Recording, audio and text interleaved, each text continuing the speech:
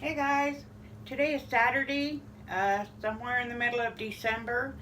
Um, so I had a request.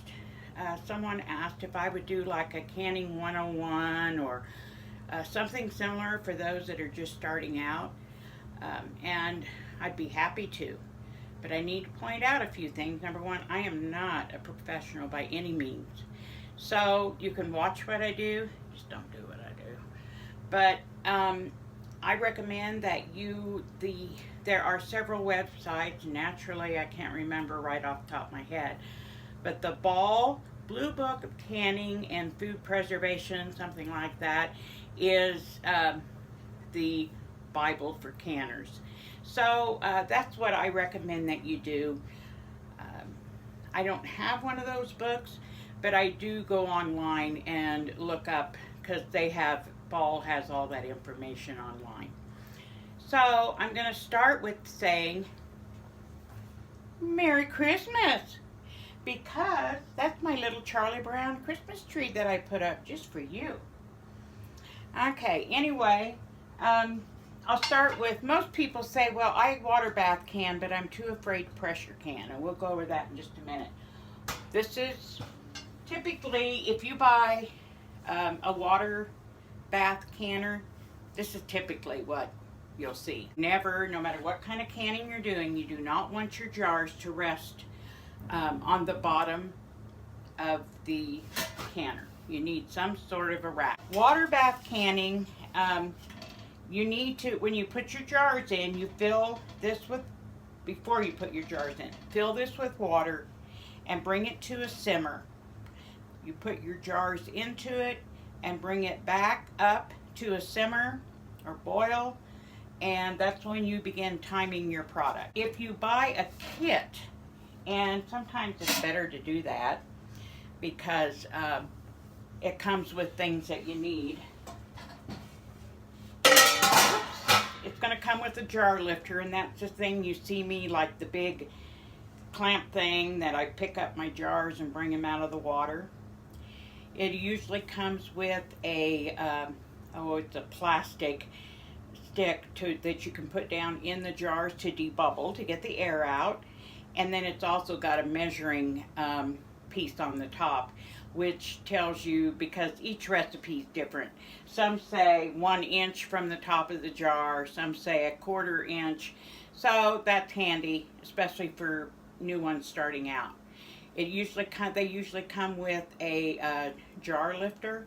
All it is a stick with a little magnet on the end, and then they come with a funnel.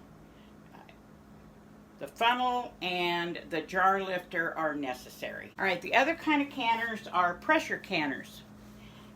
By the way, the reason I haven't done any canning with my new canner yet is I ordered some Tattler lids, and they will be here Monday, so I can can again.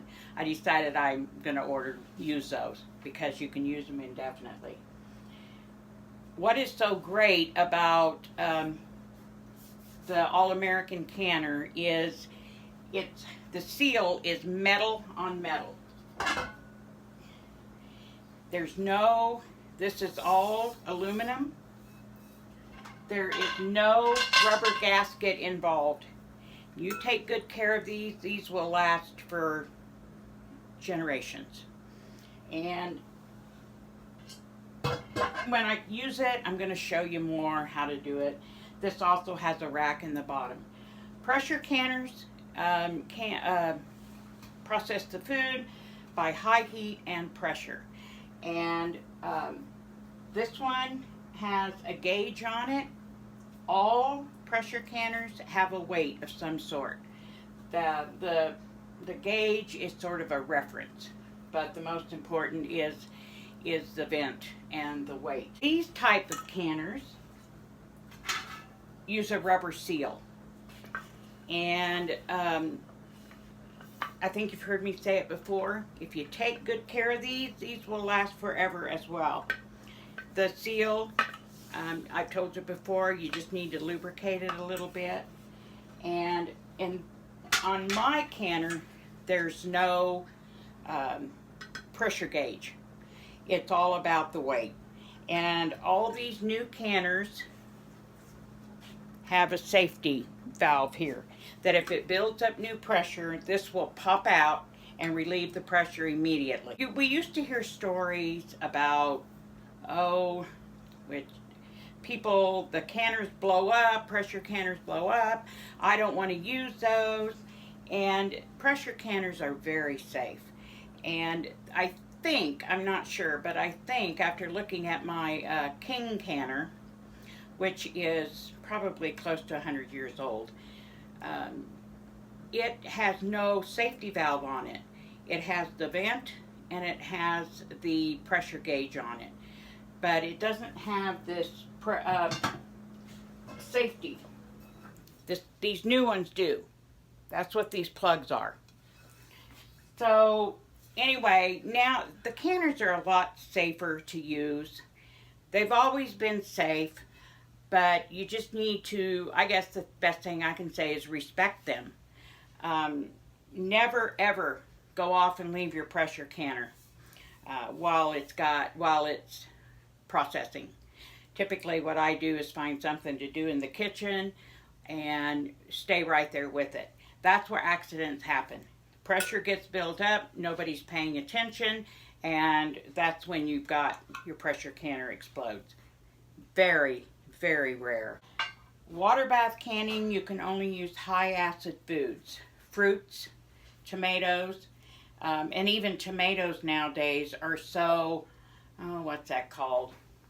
Well, go back and use the old heritage tomatoes because of all the oh, good grief, I can't even think what I'm trying to say.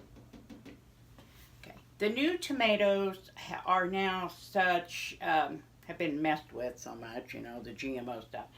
But the acidic level isn't as high. So nowadays, you need to add vinegar or lemon juice to make sure that the acid level is safe. Meats, vegetables, beans, they all need to be pressure canned. And you can pressure can anything. And I actually pressure canned my tomatoes last summer just because it's so much easier, and in my opinion. So, also in the pressure canner, make sure that you read the directions, but each one requires a little bit of water, usually 2 to 3 inches of water in the bottom. The idea is to build up that steam and help build up the pressure. So this is not steam canning. This is pressure canning. Also, I want to point out there is a difference between a pressure cooker and a pressure canner.